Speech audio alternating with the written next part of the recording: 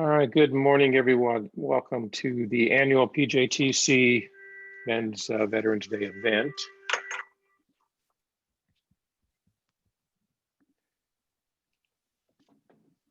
Just for those of you that have just signed on a few moments ago, we apologize for the late start. We did have some issues with people not being able to sign in on the east side of Pasadena due to a Spectrum internet outage. So we were waiting for a few people to sign in via telephone. And I think some folks are trying to do that right now. For those who don't know me, I'm Fred Rotenberg. I'm the president of the Pasadena Jewish Temple and Center Men's Club.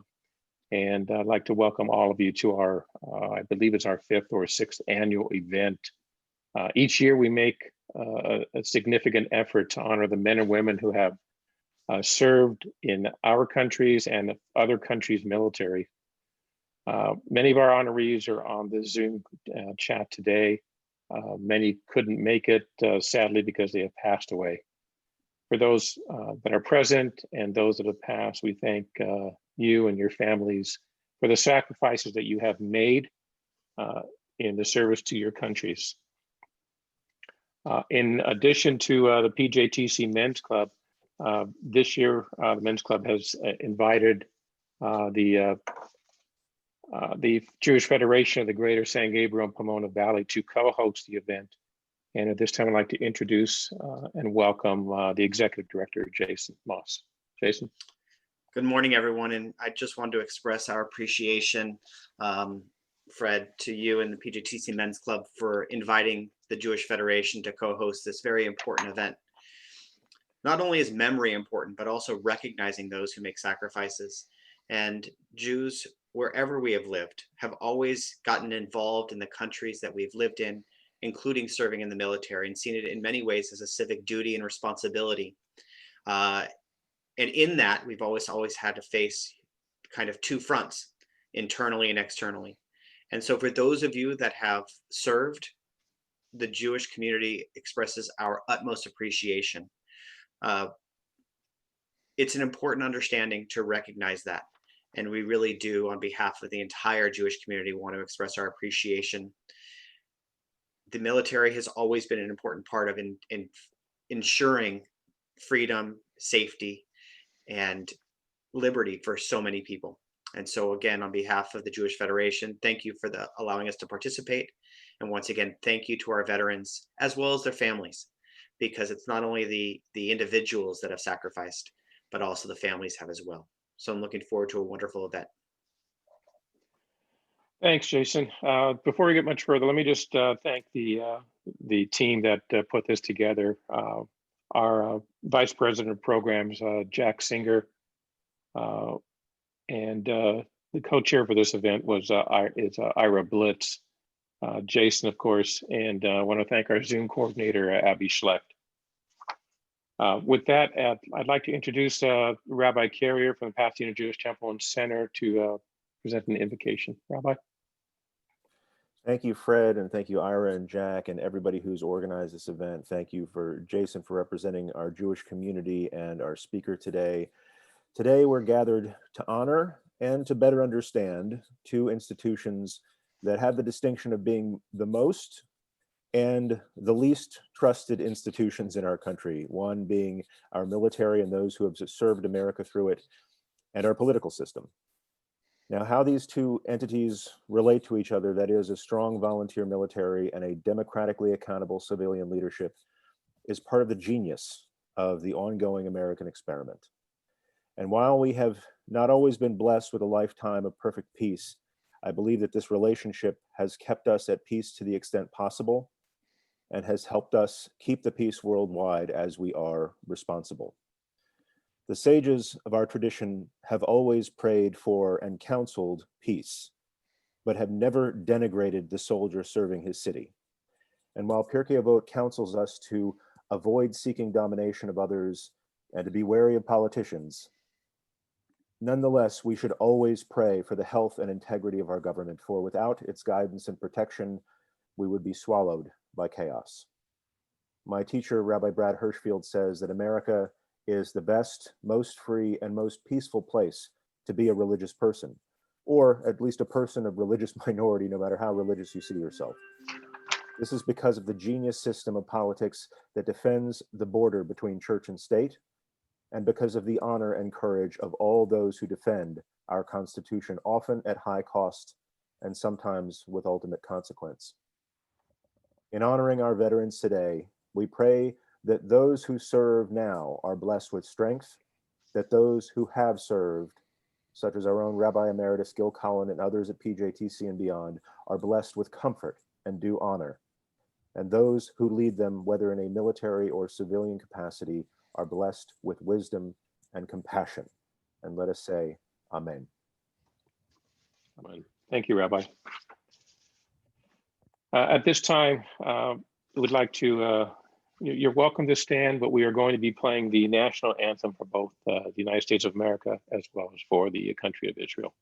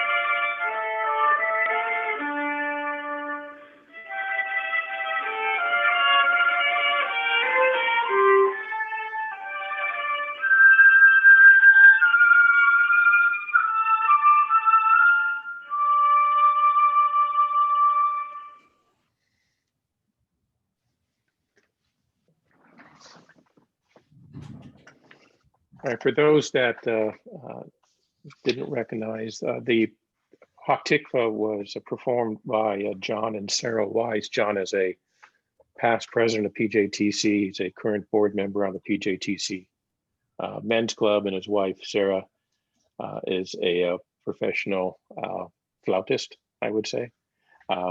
Pasadena Pops, LA Opera, and so forth. So we want to thank John and Sarah very much for that beautiful rendition. At this time, I'd like to introduce Ira Blitz once again for short remarks on the 75th anniversary of World War II. Good morning, veterans and friends. I'm pleased that you're joining us today. This year marks the 75th anniversary of the end of World War II, the largest conflict in human history. Victory in Europe was achieved on May 8, 1945, with the unconditional surrender of German forces.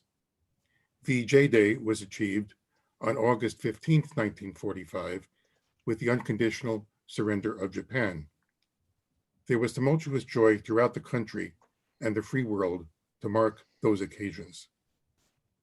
Finally, the war was brought to an official end with the signing of the peace treaty with Japan aboard the USS Missouri in Tokyo Harbor on September 2nd, 1945, under the direction of General Douglas MacArthur. 16 million US men and women served in this conflict, of whom 550,000 were Jewish. 400,000 American servicemen and women lost their lives, including 11,000 Jews.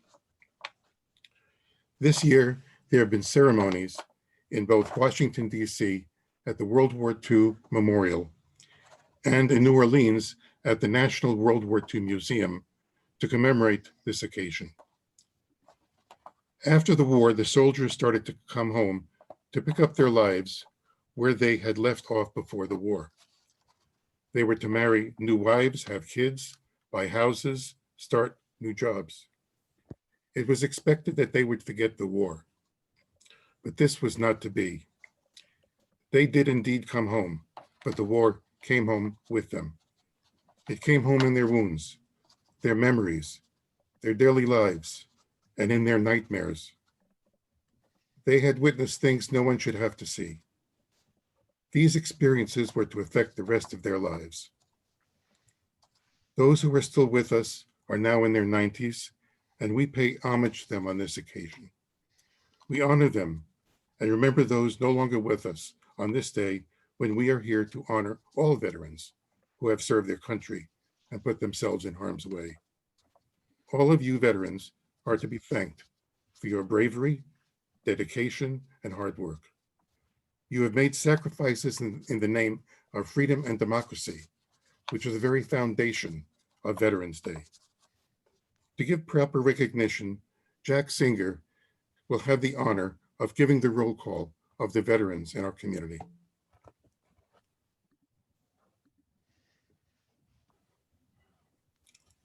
It's not unmuted. Muted. Okay, is that better? It is. Okay, sorry about that. Hey, I was saying thanks to Ira and thanks to everyone who's attending this morning. Before I start reading the roll call of our Jewish war veterans' names, I'd like to ask that if anyone who's attending has the name of someone that we don't have, if you could please, after I'm done, just indicate by waving your hand or letting us know that you have someone you'd like to add, and we'll acknowledge that name and we will add it to our list. So yeah, you can either raise your hand or send it in through the chat feature. So our first name is Norman Ackerman, Corporal, U.S. Army. Al Alcana, Staff Sergeant, Army, U.S. Army Air Corps. Eva Vandel, Cadet Trainer, Israeli Air Force. Anat Barhayam, Corporal, Israeli Army. Nadav Barhayam, Major, Israeli Army. David Berland, Ensign, U.S. Navy. David Besbris, Colonel, U.S. Air Force. Ira Blitz, Captain, U.S. Air Force. David Bosch, Ensign, U.S. Army. Nurit Breyer, Corporal, Israeli Army. Michael Burr, Spec 5, U.S. Army. Simon Burrow, Spec 5, U.S. Army. Mark Chodas, Private First Class, Israeli Army. Nurit Cohen, Corporal, Israeli Army. Mel Cohen, Lieutenant, U.S. Army, U.S. Air Force. William Cohen, Lieutenant General, U.S. Air Force. Steve Konovitz, Airman First Class, U.S. Air Force. Abe Davidson, Sergeant, U.S. Army Air Corps. Michael Davidson, Private First Class, Israeli Army. Ahuva Einstein, Sergeant, Israeli Army. Julie Feldstein, U.S. Air Force. Stuart Fewer, Corporal, U.S. Marines. Mickey Fruchter, Corporal, U.S. Army. Ken Gerst, Ensign, U.S. Navy. Eva Gold, Sergeant, British Army. Fritz Gottfeld, Sergeant Major, Israeli Army. Jim Hogan, Submariner, U.S. Navy.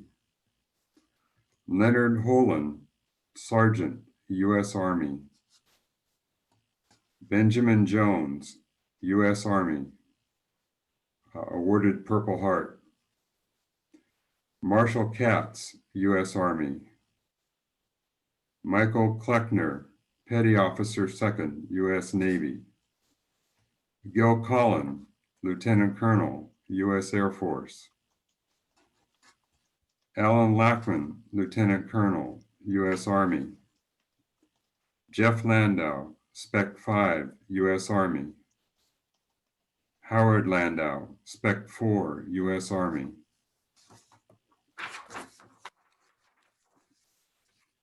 Al Levy, Corporal, U.S. Army. Martin Lewin, Corporal, U.S. Army. Jerry Marcus, Corporal, U.S. Marines. Donald Minovitz, Steward's Mate, U.S. Merchant Marines. Tony Nino, Ensign, U.S. Army. Grant Olin, Major, U.S. Air Force. Josh Pays, Captain, U.S. Air Force. Philip Pansky, Sergeant, U.S. Army. Sean Paper,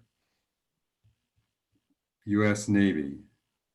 Max Polanski, U.S. Navy. Steve Rappel, U.S. Army, Captain. George Rogler, Captain, U.S. Air Force, awarded the Silver Star. Rami Rosenthal, Sergeant, Israeli Army. Stephen Roth, Lieutenant Commander, U.S. Navy. Jonathan Swerdlow, Israeli Army. George Swimmer, Lance Corporal, U.S. Marines. Art Taus, Private First Class, U.S. Army. Samuel S. Taylor, Sergeant, U.S. Army. Charles Todd, British Army. Terry Tornek, Sergeant, U.S. Army. Hy Vigo, Corporal, U.S. Army. Irvin Vigo, Corporal, U.S. Army. Abraham Vygotsky, Private, U.S. Army.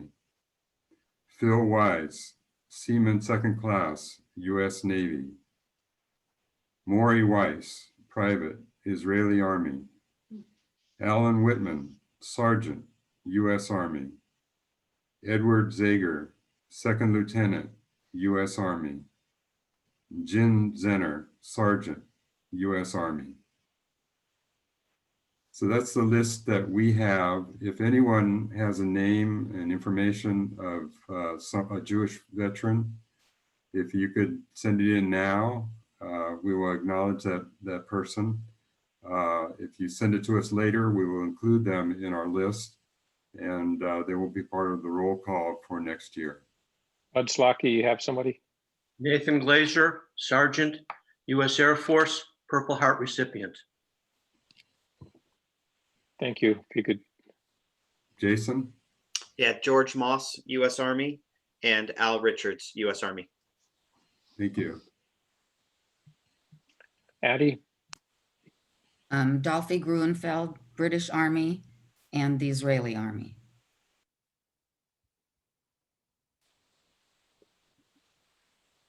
Alice. I'm sorry, Alice, we need to unmute you just a moment.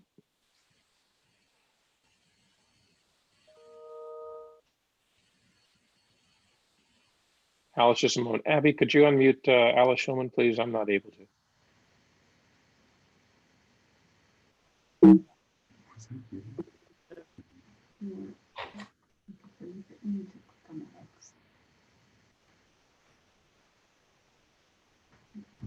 Yeah, sorry, I'm trying to ask her to unmute, but she needs to click the unmute option.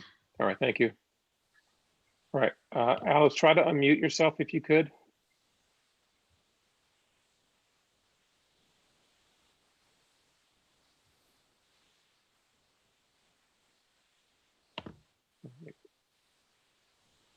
Alice, we'll come back in just a second. Michael Kleckner, I believe you had your hand up.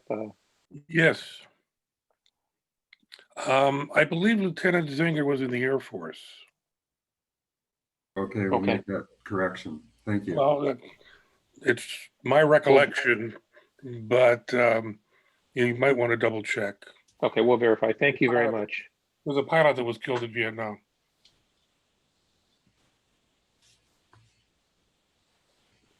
Anybody else? All right. Were we able to unmute Alice yet? Fred, before we leave, one final thing. Normally, we would ask all our attending veterans to stand.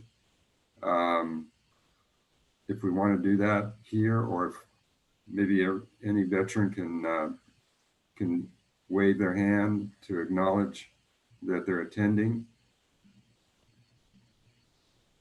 But we want to thank you all, not only for being here today, but also for your service. All right, thank you, everybody. All right, this time, folks, I'd like to proceed on with the program and introduce our very esteemed guest speaker. Now, we are going to have a question and answer period at the conclusion of it. What I'm going to ask you to try to use is the chat feature to send a question across the chat box. We'll monitor that and try to get the questions read out loud so everyone can hear them. If you're not able to utilize a chat box, just wave your hand frantically at the end, and we'll try to kick you out of the crowd once we put you on gallery view. All right, we are very, very honored, very pleased, and very fortunate to have Dan Schnur as our guest speaker today. Dan is a professor at the University of California, Berkeley's Institute of Governmental Studies, Pepperdine University's Graduate School of Public Policy, and the University of Southern California's Annenberg School of Communications, where he teaches courses in politics, communications, and leadership. Dan has also taught at the John F. Kennedy School of Government's Institute of Politics, at Harvard University, and George Washington University's Graduate School of Political Management. He's the founder of the USC LA Times statewide political poll and currently hosts a weekly webinar for the LA World Affairs Council town hall called Politics in the Time of Coronavirus. And you can find that at www.lawac.org. I'll put that into the chat box in a short while so you can have a quick link to it. Previously, Dan worked on 4 presidential and 3 gubernatorial campaigns as one of California's leading political strategists. He served as National Director of Communications for the 2000 presidential campaign of U.S. Senator John McCain and was the chief media spokesman for the California Governor Pete Wilson. In 2010, Dan was appointed chairman of the California Fair Political Practice Commission, where he implemented groundbreaking campaign finance disclosure requirements. He also was a founder and co-chairperson of the Voices of Reform Project, the bipartisan statewide effort whose work laid the foundation for California's landmark redistricting reform. After completing his FPPC term, Dan registered as a no-party preference voter and launched Fixing California, an organization dedicated to campaign finance and political reform. In 2014, he ran for statewide office as a nonpartisan candidate for California Secretary of State. Dan has been an advisor to the William and Melinda Gates Foundation, the William and Flora Hewlett Foundation, the Broad Education Foundation, the Pew Charitable Trust, the James Irvine Foundation, the Public Policy Institute of California, and the Stewart Foundation on a variety of political reform, K-12 education and college, and workforce preparedness efforts. He's an active community volunteer as well, serving as a board member of the Los Angeles Museum of the Holocaust, Junior State of America, the Pacific Council on International Policy, the Center for Asians United for Self-Empowerment, and as a senior advisor to the Hispanos Organized for Political Equality. That's a leadership training program. He is the former LA director for the AJC, the American Jewish Committee, and serves as an advisor to the Los Angeles Jewish Federation. He is a member of the UCLA Luskin School of Public Affairs Senior Fellows Program, where he mentors UCLA graduate students and advises them on their academic and professional goals. His commentaries have appeared in several newspapers, including the LA Times, the San Francisco Chronicle, the Sacramento Bee, the Wall Street Journal, the Washington Post, and the New York Times. He's been an analyst and political commentator for CNN, MSNBC, Fox News, and NPR.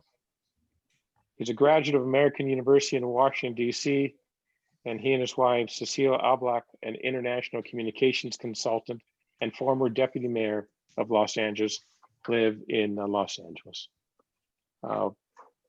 Dan, thank you very much for being here this morning. We are very, very fortunate to have someone with your awesome resume address this group on such an important day. So, Dan Schnur.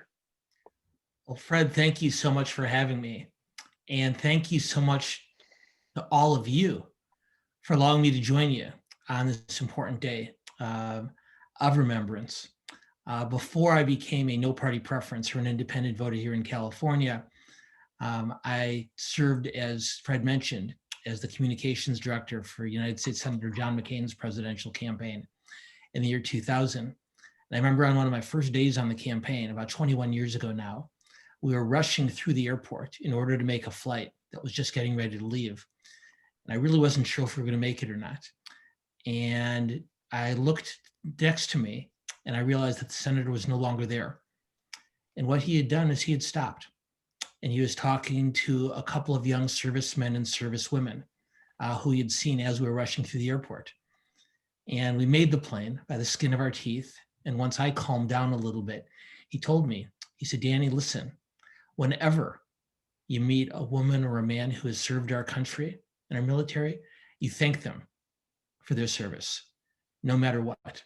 And what I learned from him over the ensuing year or so was not only to take a moment to thank our brave servicemen and servicewomen, but to thank their family members, their spouses and their children who sacrificed greatly as well.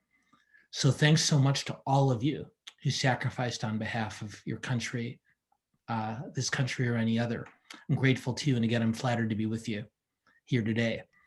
If I can add two names, Fred, to the list that was read. My uncle, Harry Kaiser, served in the US Army, and my father-in-law, Ken Ablak, who served in the Royal Air Force, both during, we remember them fondly today, as we will on the 11th, as we do every day. I also want to apologize to everybody. For some reason, I sent Fred an overly long version of my introduction, and I'm sorry that you had to listen to all that. You probably could have gotten all you needed in just a few sentences, but Fred, it was a nice little ego boost, so thank you very much. I also really want to thank Jason Moss, not only for the good work that he does, but for the extraordinary work that the Jewish Federation does. When I first moved to Los Angeles, the Federation reached out to me and made me feel a member of the community immediately. And over the years, I've tried to work with the Federation and to offer them help and support in any way I could. And so I'm doubly flattered to be here today as a guest of both organizations. And of course, most importantly, no offense to Fred or to Jason, I want to especially thank Addie Slack, because without her help today, I could disappear at any moment. And so I'm very, very grateful for her support in making today's program work. So with that, I'm going to offer just a couple of opening thoughts and then go through 3 areas. But I think I felt with a group like this, rather than me talking all or most of the way through, to leave as much time as possible for your questions or comments or insults, as the case may be. But I think we all benefit from a conversation rather than a diatribe. Before I get started, though, I do want to underscore one thing about my role here today. I did mention that I switched my party registration to independent some years ago. And so I come here today in the same spirit that I come into my classrooms at USC, at Berkeley, and at Pepperdine. And I tell my students on the first day of every semester at all 3 schools, I tell them that my single biggest aggravation, my single biggest frustration with higher education, whether at those schools or any other, are professors who misuse, who abuse the privilege they've been given of teaching really smart young people, and instead misinterpret that privilege as a license to inflict.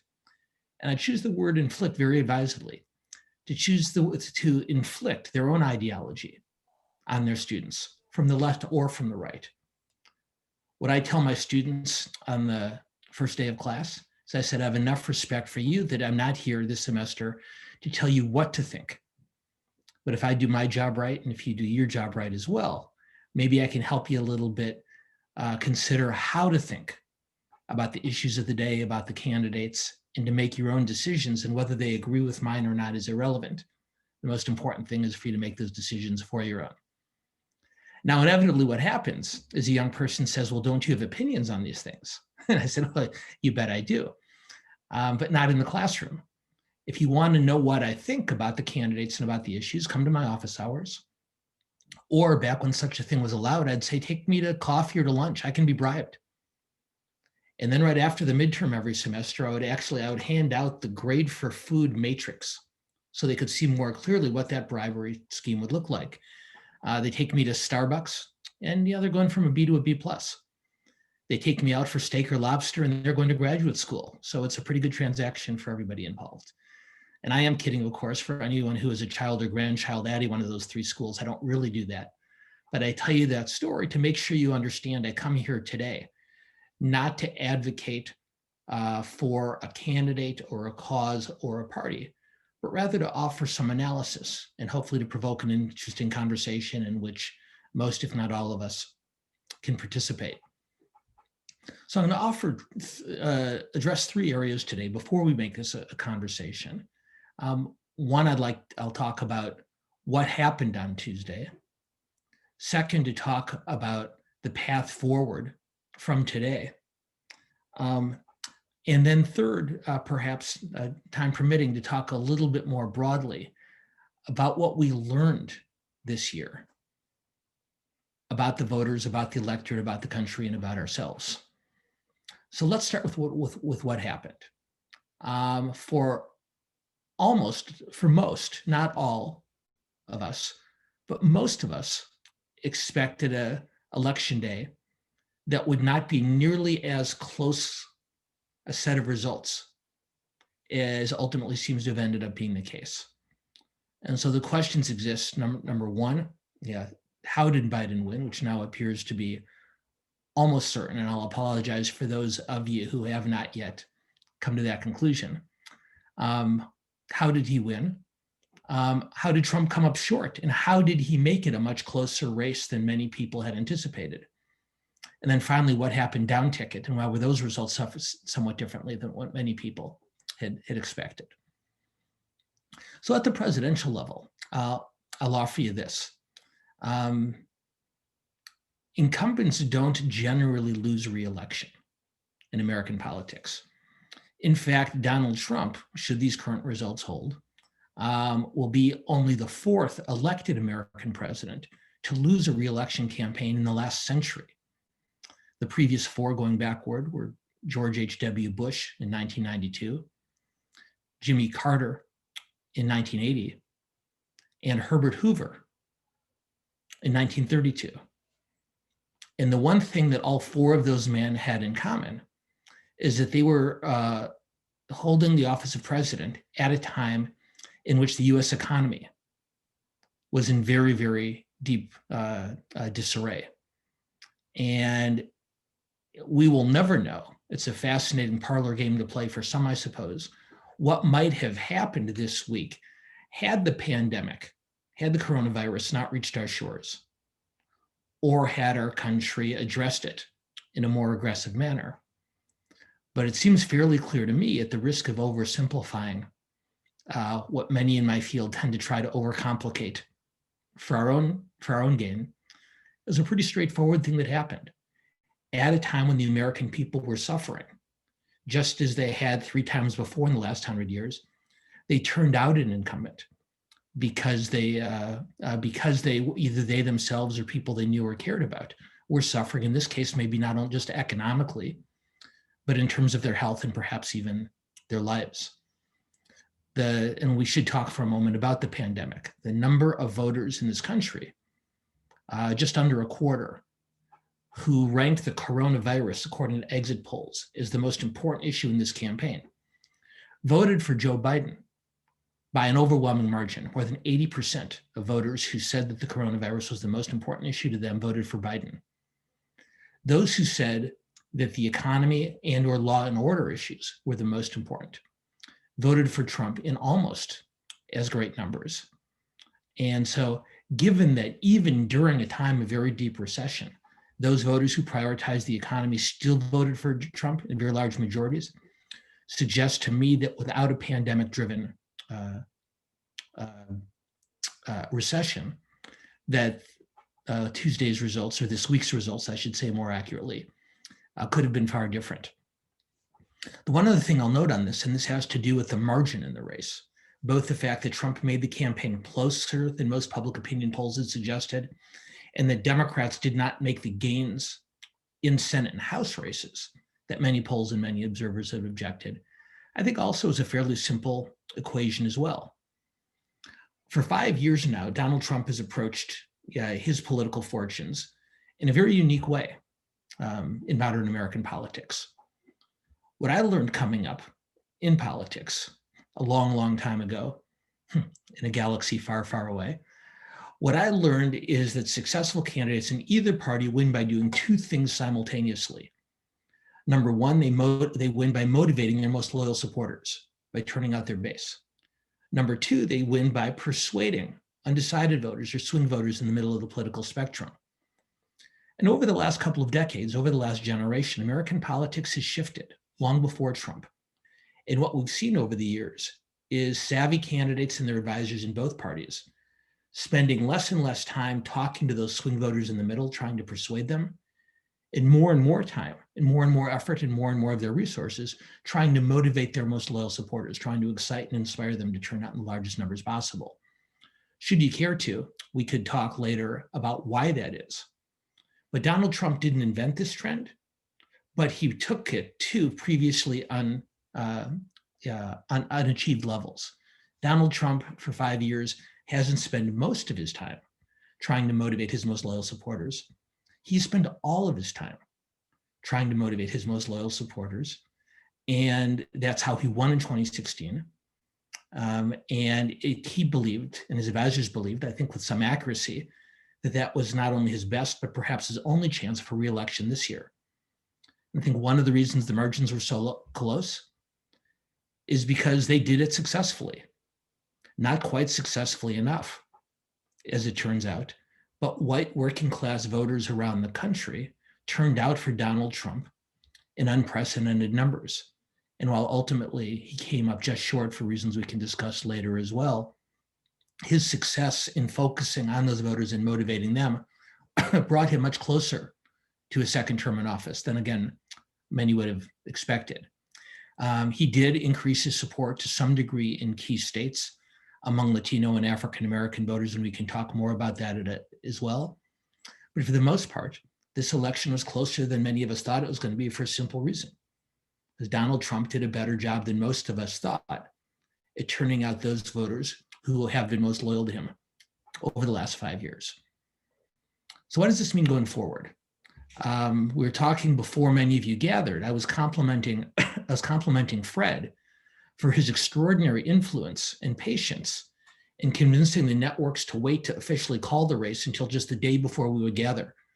I know most of us would have preferred to get those results on Tuesday night or Wednesday morning, but Fred, for the sake of this program, is very, very impressive. You may have hundreds of millions of Americans who are mad at you, but we're very grateful. So nicely done. My pleasure.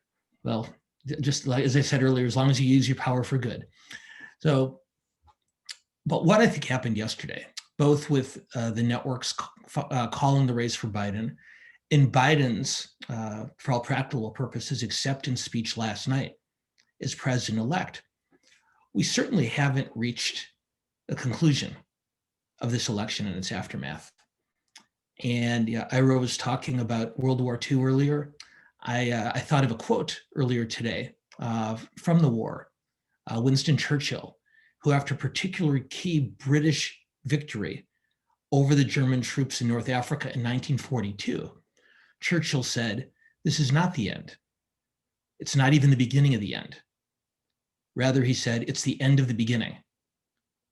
And that's where we are today, the day after the campaign was closed. It was called. While the news media has, in the modern era, played a disproportionate role in the process of declaring a winner, it's important to realize that nothing official happened yesterday, and won't for a number of weeks. And it's very clear that the president has made it very clear.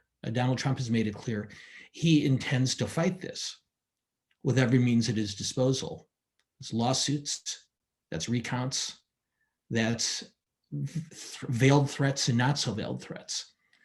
And while in my own opinion, it seems exceedingly unlikely that he will succeed, we're going to have a period, it appears, of unprecedented tumult and chaos for a presidential transition.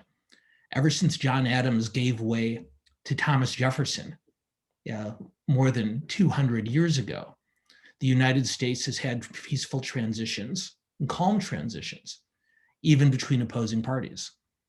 And we don't know if that's going to be the case.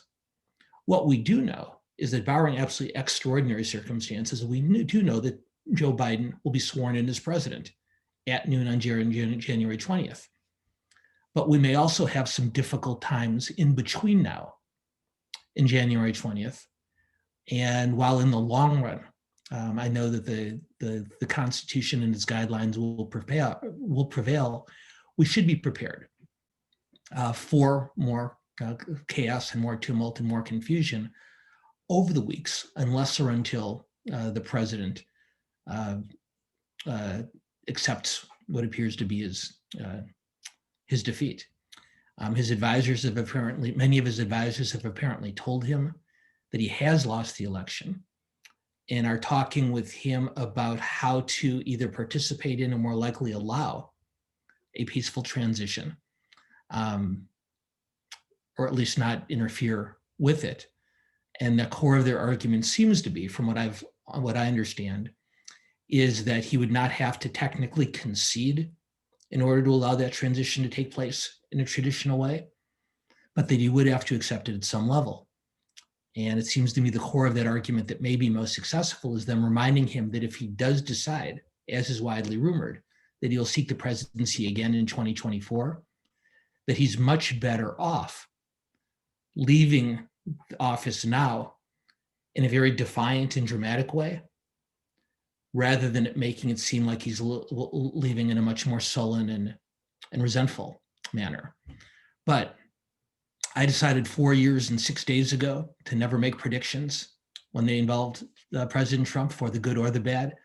So the closest I'll come to a prediction is to say, on January 20th, we will end up where the Constitution and where the rules have provided for us.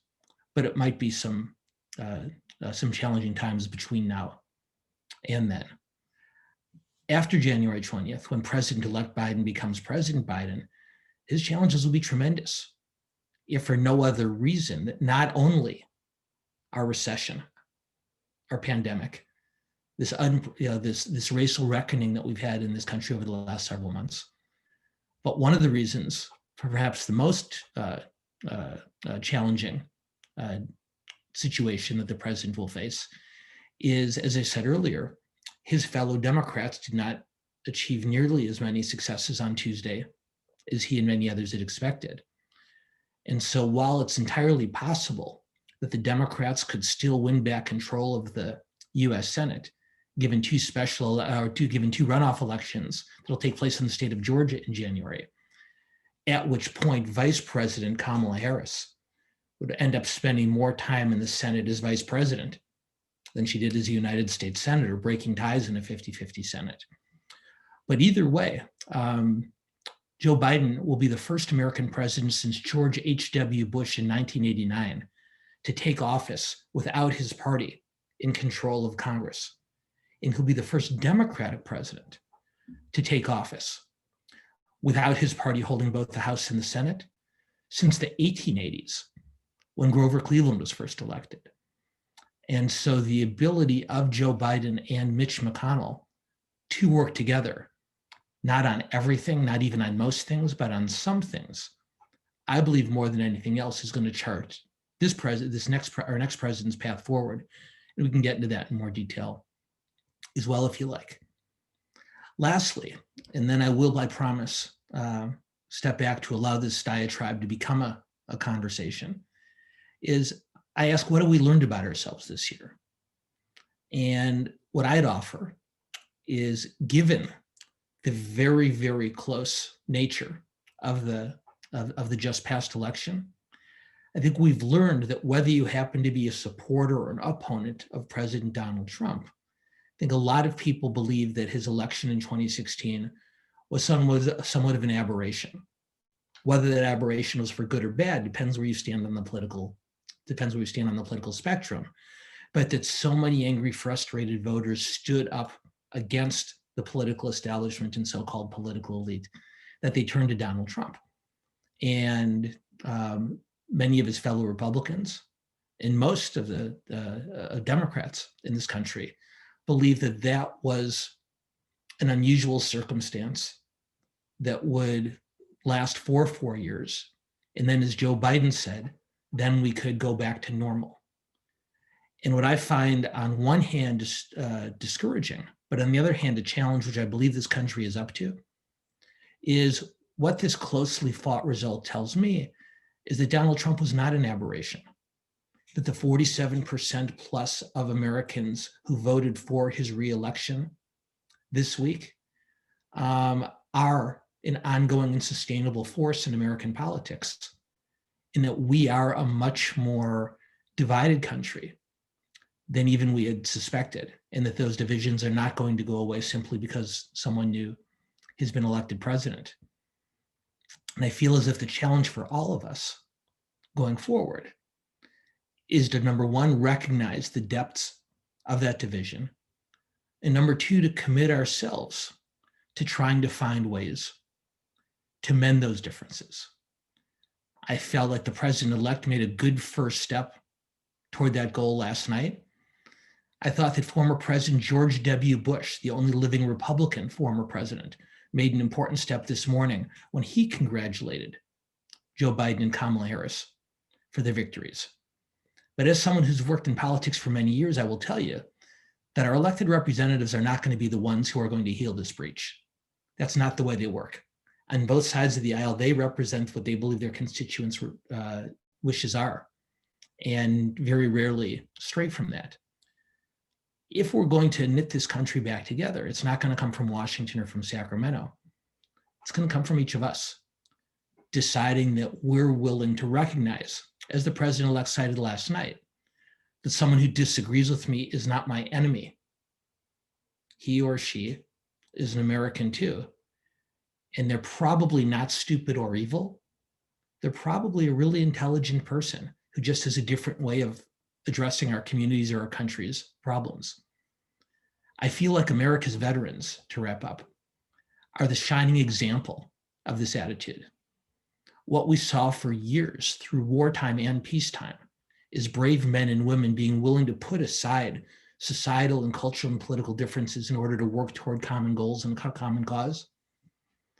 And I think if America's veterans are willing to be an integral part in that resolution, in that healing that I talk about, I think it becomes much more likely that we can achieve it.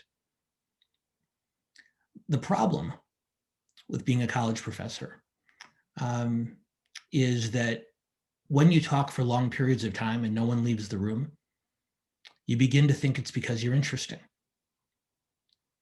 And when you tell jokes to a room full of young people who get 10% of their grade from class participation, you begin to think that you're funny.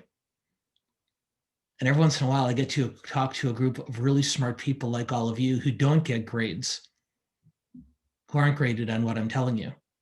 And so I realize I'm not nearly as interesting or funny as I thought I was. And so I will apologize for talking way too long, but even somewhat belatedly, I am very excited for this to become a conversation and to hear your thoughts and your concerns and your questions as we try to chart a path forward. Once again, thank you for your service and thank you for your sacrifice. And thank you again for letting me join you today. Dan, thank you very much. I've asked everyone to submit questions in the chat box. Please continue to do so. And if you're not comfortable with that feature, then after I get through the few questions we do have, we will unmute everyone and try to call on you individually to the extent we can and within the time parameters. So with that, Dan, first question I had, this comes from one of our board members, Steve Roth, who gets credit because my son, who's in his mid-30s, had the exact same question he wanted to ask. So why were the polls so inaccurate? What's your take or assessment on that? Boy, it's a great question. It's an important question.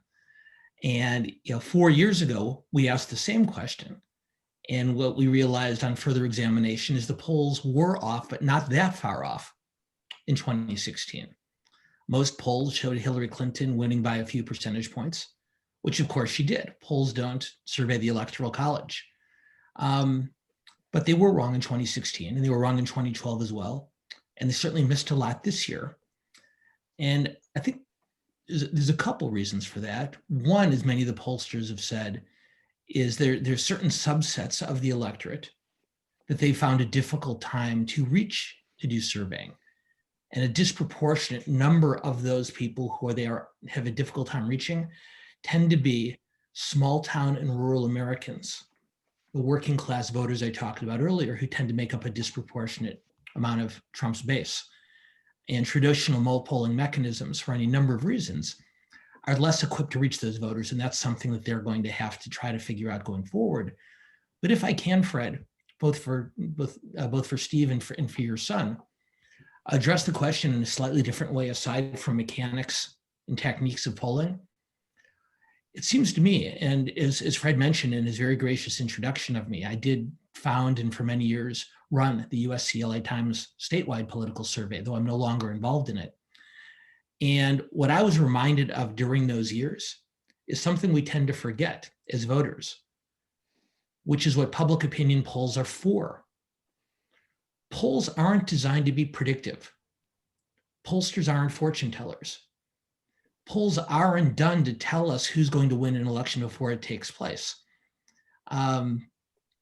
Because it's human nature to want to know what's going to happen before it does, I want to know who's going to win today's football games before they're played, but I can't. And of course, I want to win the election before it takes place, but I can't. And because the news media understands that they can draw a sizable audience by highlighting these polls, particularly the ones that seem like they're predicting a winner, between human nature and the business of media, we've fallen into asking for different things from these polls than the reason they're actually taken. Public opinion polls are taken not to predict an outcome. Rather, they're taken to give us some insight into what voters are thinking and why the voters are thinking that. And because we can't help ourselves, we tend to project onto that they should tell us what's going to happen when that isn't their design. A poll, as the cliche goes, is a snapshot in time. And it can't tell us whether someone's going to change their mind over several days or several weeks or several months.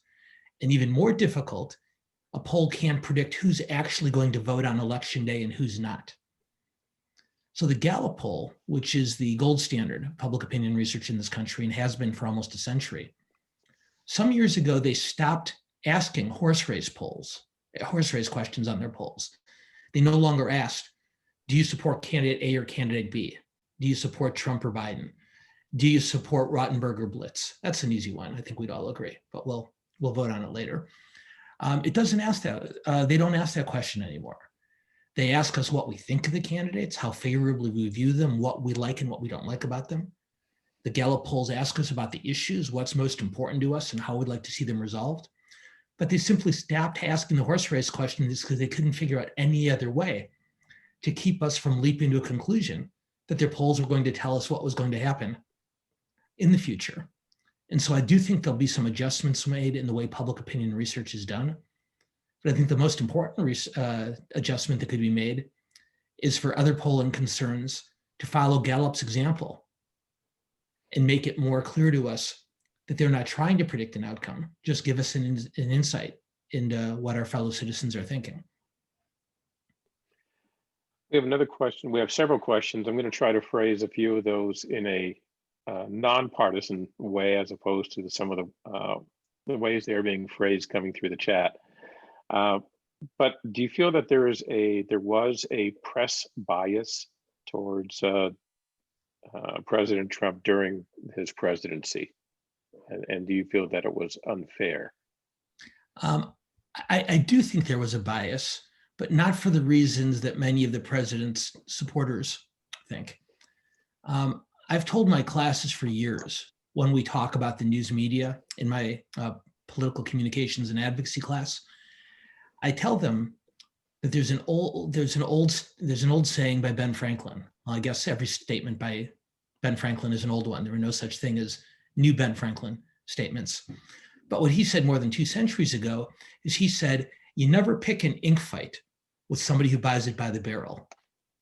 Now, of course, he said that in a pre-internet, pre-television, pre-radio age and was talking about newspapers. But I've always believed that the same dynamic holds. Even though I have a Facebook and Twitter account, if I'm mad at the LA Times, nobody knows it but me and a few of my followers. If the LA Times is mad at me, the whole world knows it. And so generally speaking, picking fights with the news media is not a good idea for politicians in either party.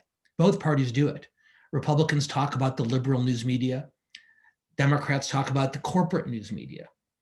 But what I found over the years that I worked on campaigns is if you treated reporters like colleagues and coworkers, you were much more likely to establish a productive working relationship.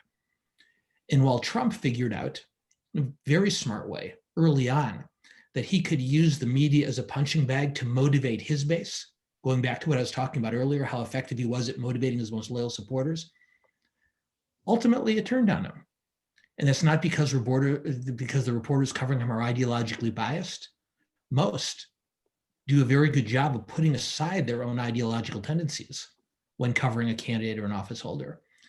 But if you treat somebody like the enemy every single day, you know what's going to happen after a while? They're going to become the enemy. And I do believe that the news media ultimately decided, maybe not consciously, but subconsciously, the way most human beings will, if he's not going to treat me well, I'm not going to treat him well either. And I think that the president's coverage in the mainstream news media did suffer from that. But to me, it's a lesson to learn not about partisanship, liberal or conservative. It's a lesson in human nature. That if you treat people badly, ultimately they're not going to be able to treat you fairly as well going forward. And I think all of us know that from our personal and professional lives, even those who've never worked in politics or run for office. Next question we have is, how do you think demographic trends will influence future elections? After the 2012 election, in which Barack Obama defeated Mitt Romney, the Republican National Committee commissioned a study, a seminal study. They hired some of the smartest people in the Republican Party to come together and analyze what had gone wrong in their candidates' defeats to Barack Obama in 2008 and 2012. And this commission of very respected Republican political leaders came back with a set of recommendations saying that Republicans need to be more consistent at reaching out to minority voters, to female voters, and to young voters. And in 2016, for those of you with good memories, you can probably remember in the early stages of the Republican primary, several of the Republican candidates adopted those recommendations. Jeb Bush did, John Kasich did, Marco Rubio did. So did many others. Who didn't adopt those recommendations? Donald Trump. So I think what Donald Trump recognized is while the demographic makeup of the country is changing, whether he understood this consciously or intuitively, he understood that there were still large numbers of voters in this country who were not against change, were not against the changing face of the country, but wanted to be reassured that they still had a place in that changing country. So there's no question that this country is becoming less white. There's no question that there's profound differences in gender and age and education level in voting. But what we saw in this election, even from a candidate as confrontational as combative as President Trump, maybe because of the confrontational and combative nature, is Donald Trump attracted more support from Latino and African American voters than any Republican presidential candidate had in a generation. Now, Republicans still attract a relatively small minority of those voters. But I think what Trump demonstrated is even as the country's overall demographic makeup changes, those voters are not lost to Republicans as long as Republicans are willing to talk to them. Now, whether talking to those voters in the same way that Trump did or in the way that that Republican National Committee report did 8 years ago recommended is a decision that a conclusion we'll be able to come to in the next election cycle or two. But no question, number one, while the African American share of the electorate is roughly stable, growths in the Latino and Asian Pacific portions of the electorate are growing at a very rapid rate.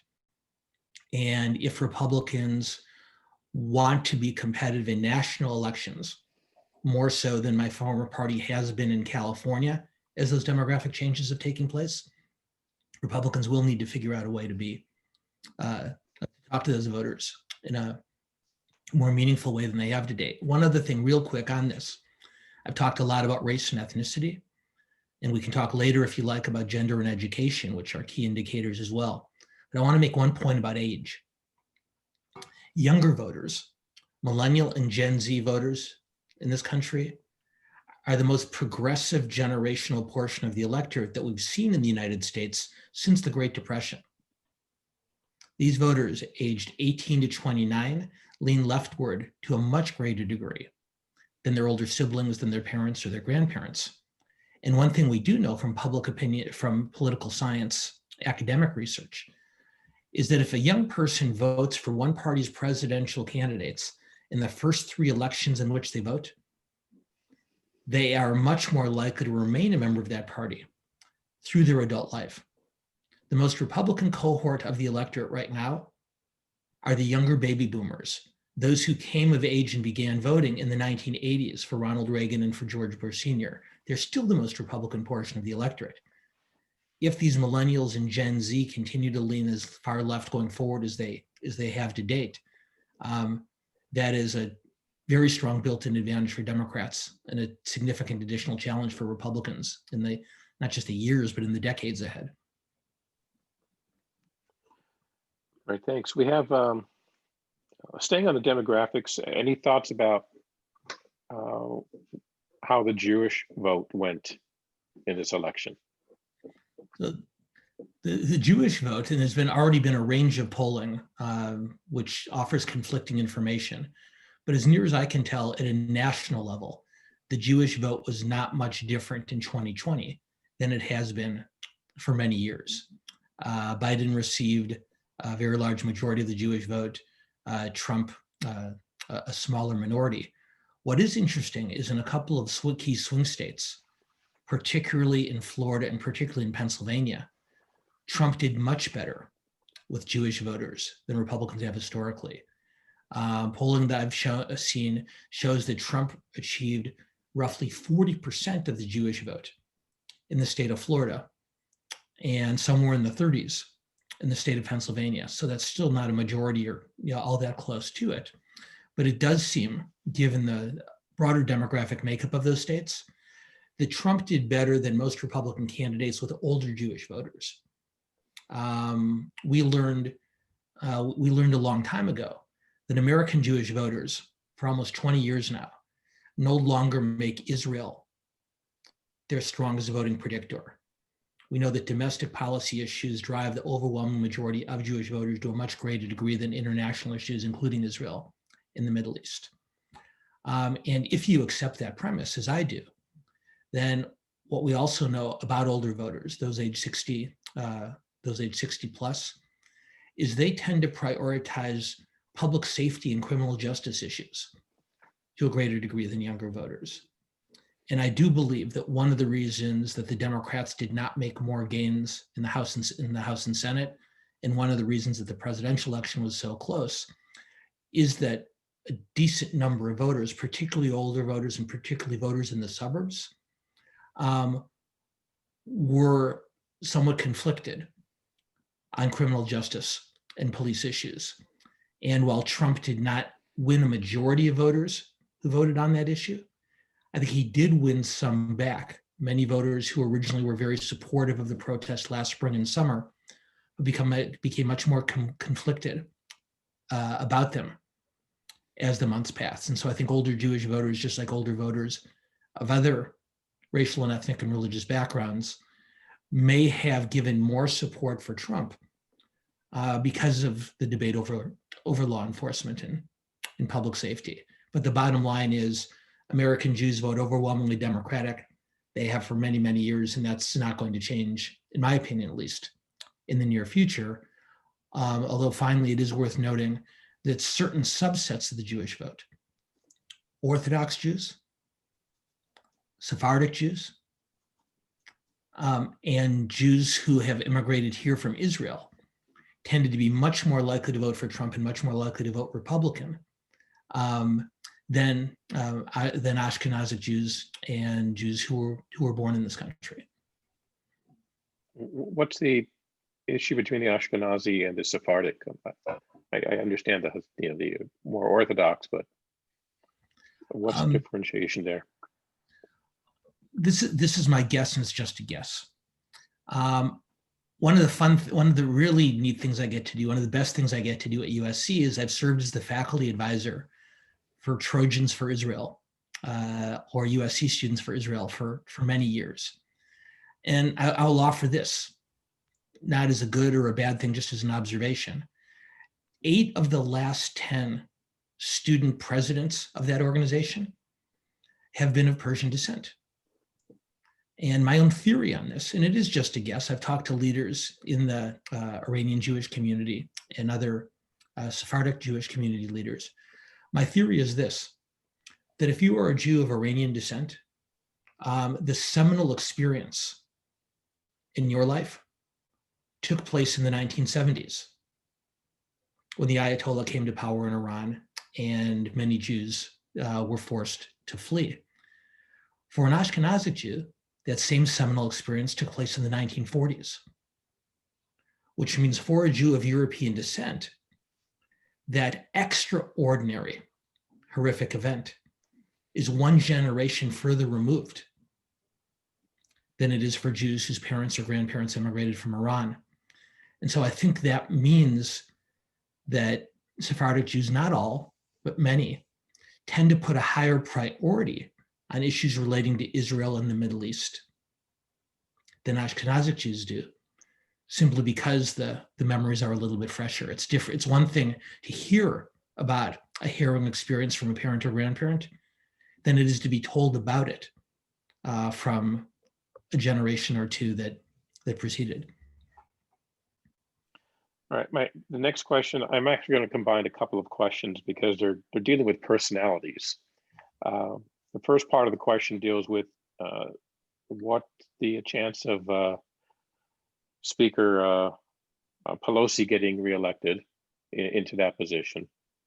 And then dealing with personalities, we have Mitch McConnell, who heads up the Senate, and President-elect Biden, who used to be in the Senate and work with him. do their personalities mesh? Do they have animosity towards one another? What do you foresee as far as the personality games between the House and the Senate and the presidency? Boy, two great questions. I'll answer the easier one first because I get to. Pelosi will be reelected as Speaker. And I have absolutely no doubt about that. If for no other reason, then there's no plausible opponent to her. The House Democratic Caucus is a little bit like France after World War II. You have an older generation and a very young generation, but an entire generation is simply no longer there.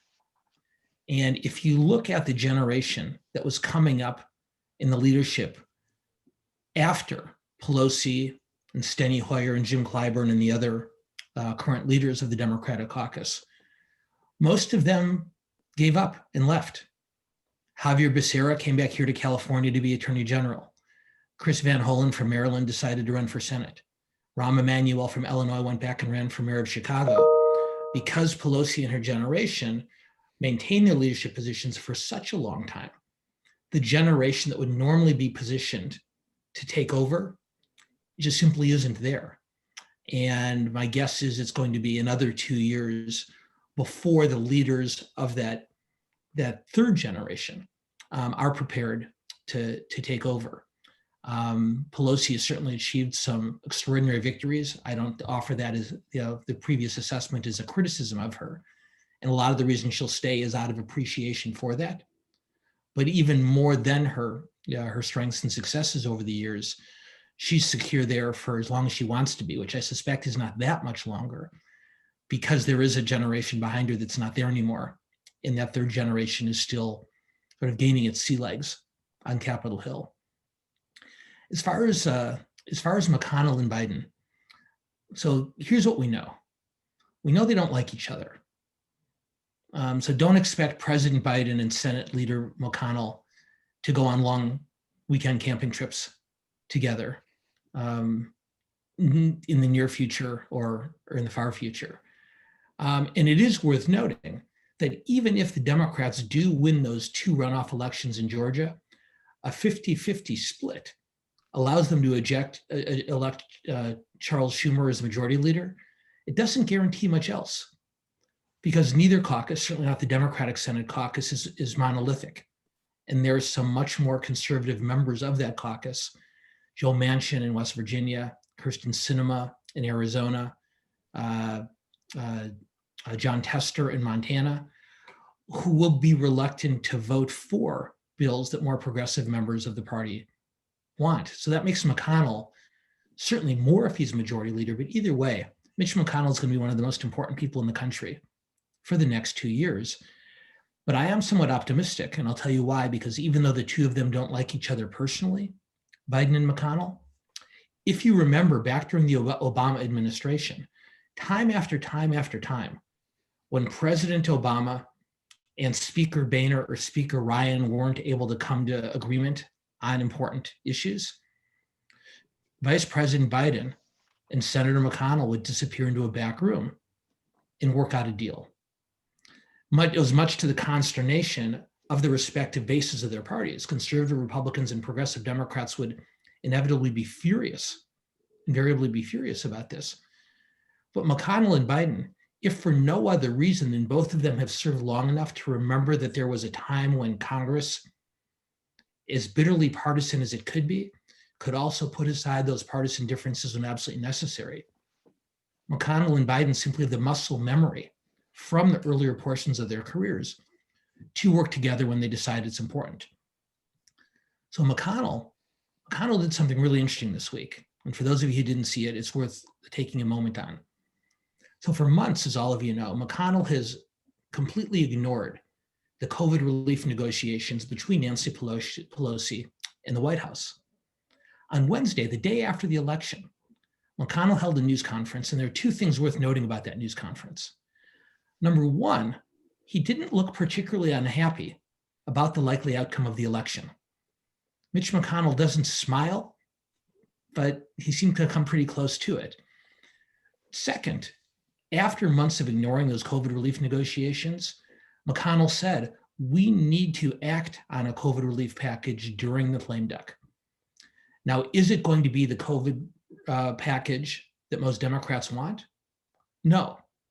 McConnell, I can predict because he's talked about it for months, McConnell is going to insist on a series of legal and liability protections for business and for schools and hospitals as well that most Democrats don't like.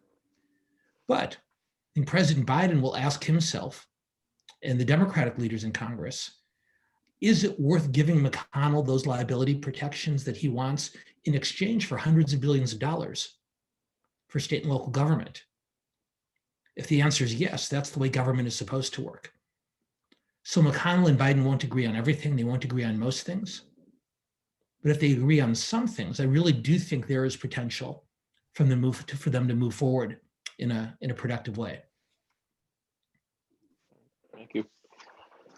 Let's talk a little bit about technology. And from a tech standpoint, have you heard or do you know of any sources of tampering with the electronic results from this election cycle? It doesn't appear so. And I guess two things I'd note. That number one, while for the most part it was done without the involvement of the president himself, the Department of Homeland Security, the Department of Justice, and the Department of Defense seem to have done a very good job of warding off the prospects of foreign interference in the campaign. Many people, myself included, were worried before the election, not that the Russians or the Chinese or the Iranians or someone else would actually infiltrate the voting systems, but rather they would cause such panic with the prospect of that interference that it would undermine the voters' confidence in the election. And that has not taken place. There are plenty of smart people in both parties, we've heard it more from Democrats recently, who think that there ought to be a national election system rather than allowing every local government to do it for themselves.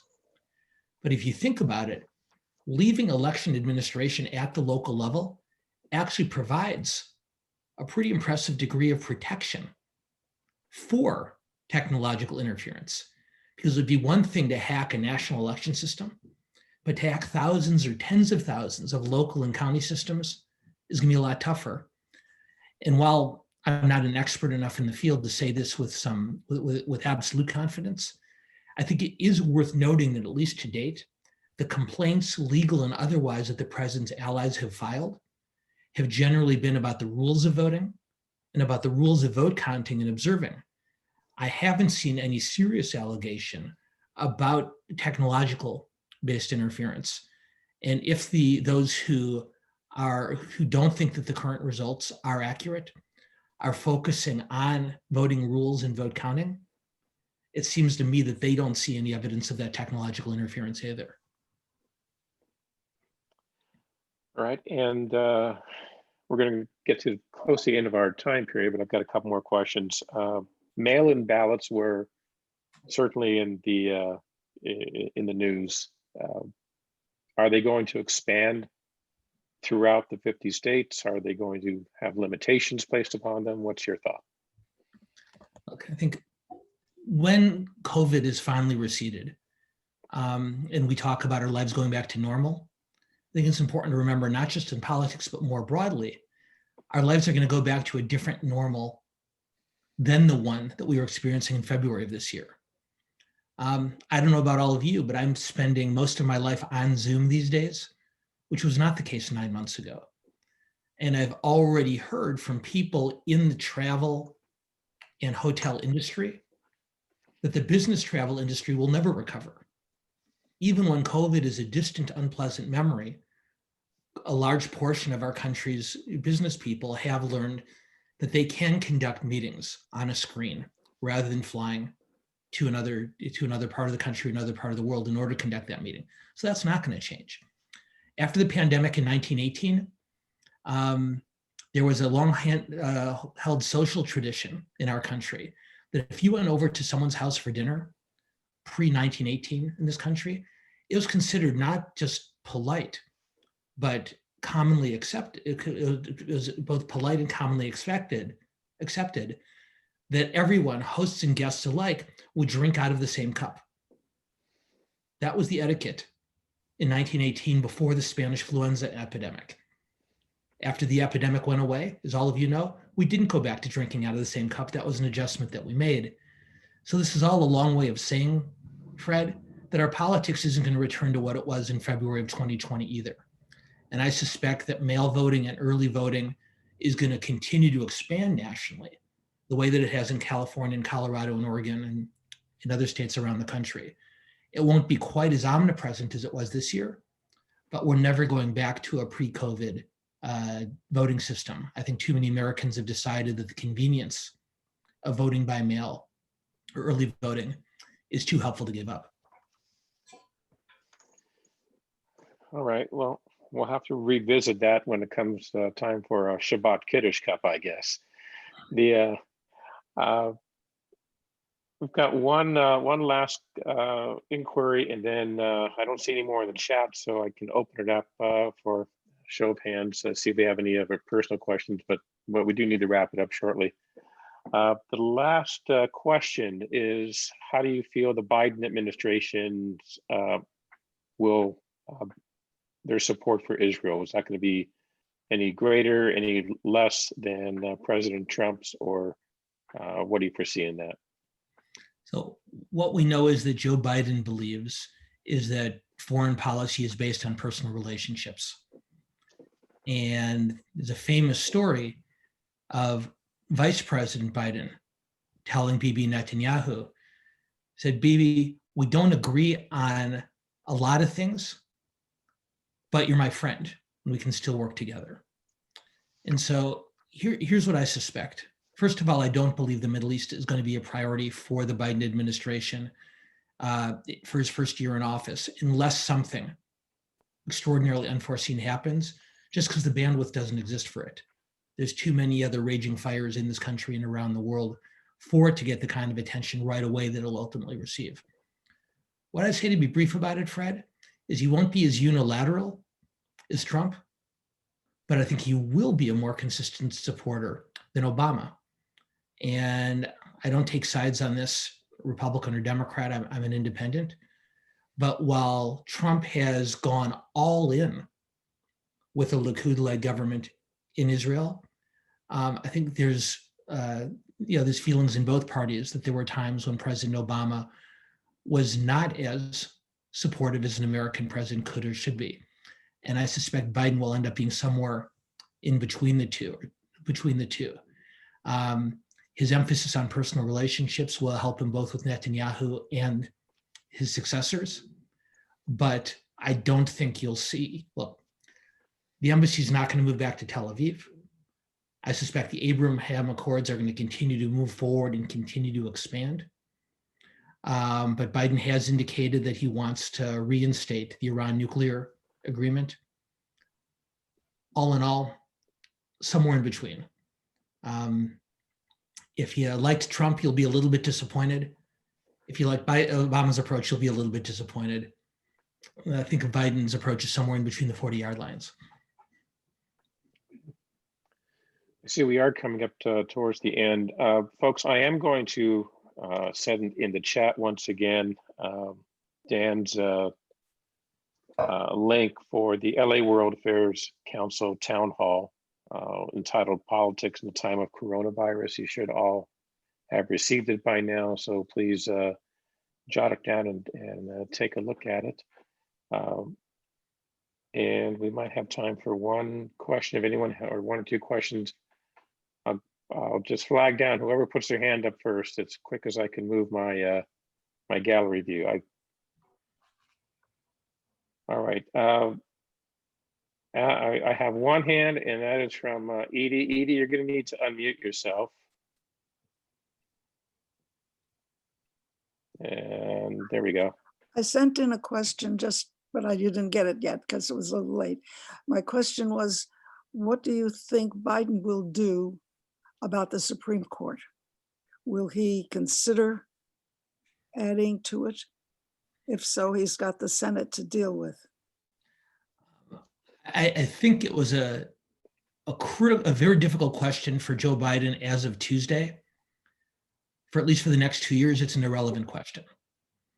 There's absolutely no possible way the president could expand the Supreme Court, even if he wanted to, given the very close margins in the Senate. And again, even if Democrats do attain a 50-50 tie, a practical working majority, there are a small number of Democrats in the Senate who think that expanding the court is a bad idea. So it's a practical impossibility for the next 2 years, and Democrats would have to win a pretty large victory in the midterm elections 2 years from now for Biden to even consider it. Historically, Biden has indicated his skepticism as to the prospect of expanding the court. I think he correctly understands that just as when Senate Leader Harry Reid lowered the threshold for approving appellate judges from 60 to 51, McConnell warned him at that time that the world would look a lot different when Republicans won the majority. And I think Supreme Court Justice Merrick Garland would tell you how that all worked out. I think Biden understands that if a Democratic president in Congress were to expand the court, the next time Republicans held both, they would do the same thing. And as power shifted back and forth in Washington, D.C., ultimately would end up holding Supreme Court hearings in the Rose Bowl, because there wouldn't be a smaller structure able to hold the court at the size that would become as when both sides keep adding to it. So frankly, I think President-elect Biden is very relieved to be off the hook on that question for at least the next 2 years. Thank you. And I think I saw one last hand. Marcia, did you have your hand up, or Marcia Alper? You're still muted. Let's see if we can unmute you. There we go. Sorry. Going back to the elections for a minute, why do you think the down ballot votes went so Republican? Well, as we talked about, and the state house votes also. I think there's a couple reasons. One, as I mentioned earlier, I believe, and we're still researching through the evidence, but there's early exit polling evidence that shows that issues relating to public safety and law and order did have more of an impact than many expected going into the election. You may have seen in public opinion polls that last spring, the overwhelming majority of Americans supported the protests. By summer and early fall, the country was much more equivocal on that. And while Trump, in my opinion, overplayed his hand and cost himself some suburban votes about how stridently he hit the issue, it does appear that he and other Republicans, by talking about declarations like, quote unquote, defund the police, did encourage voters, particularly suburbanites and older voters, to vote Republican in a way that they might not have otherwise. I think that's one reason. The other reason is the Biden campaign made a tactical decision, actually an important strategic decision early on in the spring. They decided that their volunteers and staff would not campaign door to door. We know from research that when a candidate or their representatives see voters face to face, they're 3 times as likely to be successful in convincing that voter to support them. The Trump campaign and most Republican campaigns decided to continue campaigning in person through the spring and summer and fall. And give them credit, they did so for the most part with appropriate social distancing. The instructions said, after you knock on the door, step back 6 feet. So when someone comes to it, you are not in too close proximity to them. But the Biden campaign, out of understandable caution, did not have its staff and volunteers, nor did most Democrats go door to door, and relied on an incredibly sophisticated phone and email and text operation. But I think what we're reminded of this year is that even the best phone call and email and text is not a replacement for in-person voting. So 2 things. I do think the crime issue ended up boosting Republicans. And number 2, I do think the Democrats' decision not to campaign face-to-face, while completely understandable for health reasons, may have had an impact also, particularly with lower income and with minority voters. Thank you. All right, Dan, I just want to thank you once again on behalf of the PJTC Men's Club, the Federation, the San Gabriel Valley and Pomona Valley, for being our guest today. This is a very unusual year. In past years, we've had speakers and programs and actually movies dealing with veteran events and war history and whatnot. But it just seemed that this was an unusual year, starting off in January, and it's probably going to be unusual for some time. So a little out of the norm for a Veterans Day event to have this as our topic, but on the same token, it was exceptionally timing oriented and very timely to what's going on. On behalf of all of us, Abby, if you could unmute at this time, on behalf of all of us, I want to thank you very much for your time, for the work you are doing. I personally am pleased. I was a little saddened to see that you're doing so much work at USC, but I was glad to hear that you're also at UCLA. So for those of us that are blue and gold versus ketchup and mustard, I want to thank you for that. And thank you very much for being here today. Thank you for having me. And all right, if we can show of applause, please. I know he can see us. He might not be able to hear us all, but thank you very much. Thank you, Dan. Thanks, Fred. Thanks, everybody. Thank you. Thanks. We're going to wrap up very quickly. Jason, do you have a couple of closing remarks you'd like to make? Yeah, I just wanted to say thank you. And Dan, I think your insight was beyond timely, of course. But I think that one of the things that I've been trying to espouse to the community as a whole is to remember that just because somebody has a different view doesn't mean they are that we can't talk to them. And part of the issue that we faced was actually not listening to one another. And one of the challenges we have moving forward is, in many ways, as Dan, as you pointed out, was using our military and our veterans as an example of how, when push comes to shove in the middle of a battle,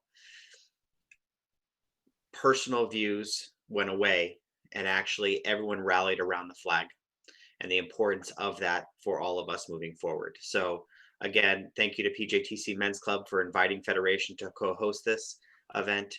And again, thank you so much on behalf of our community to all the veterans for doing what you've done and continue to do, and the sacrifices you have made. Thank you, Jason. All right, folks, you all have the ability to unmute yourselves at this point. I just want to point out this has been a different type of year for all of us. I think you've also seen a different type of men's club that has come to fruition this year. We've had to make adjustments. We've had to see each other virtually, but we've also had to change things up in the program, and we hope you've enjoyed that. So on behalf of Men's Club, we want to encourage those of you who have ideas on interesting speakers or topics or programs, given the parameters of your screen size and what you can see. Please send it to me, send it to Jack Singer, our program VP. We'd love to get some ideas about what would interest you. So feel free to unmute yourself. Those of you that want to chat with people you haven't seen for a while, I know I certainly want to say hi to Simon Burrow, who is joining us all the way from that swing state of Arizona, and all the others that I haven't seen for some time. So again, thank you, Dan. Thank you to the Men's Club team. Thank you to Jason, and have a great rest of the weekend, everybody. If you stay, Thanks again, everybody. you may have left. Well, his name is there, but a lot of people have it on their name right Oh. now. Unless he find out already, which is possible. Hello, Michael. Thank you, Hey, everybody. Simon. Fred, how are you? Everybody who had a part in this. Thank you. Doing Hi, good. Ira. Thank you, Abby, for helping out. Hey. Where are you? Jack and